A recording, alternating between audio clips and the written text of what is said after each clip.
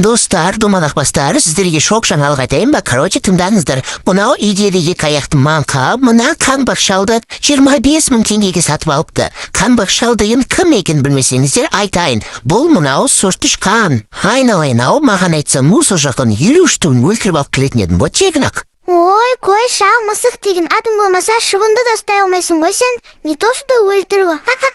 Мамамыз айтқан маған, сені еш нәрсені ұстай алмайды қорқақ деп. Екі аяқты мені көре алмайды, поэтому айта береді сенбе оған. А так баяқта мен бегемотты ұстап алып келгенмін. Ой, күлкім пришла. Сен қайда, бегемот қайда? Бегемотты түсіңде ғана көрген шығарсың ғой. Вообще-то саған тиіспей жүргенім, мен қазір ветеранмын. Өгіз ветеран деп соғысқа қатысқандарды айтады. Вегетарианецпін деп дұрыстап айтсайшы. Все, бопты сенкі дұрыс. Түш үстінен ақ шыбырлай бермей. Вегетарианецпін деп қояды ғой. Просто чортпын деп мойындай салмайсың ба? Чортты айнадан көресің, Жалмауыз.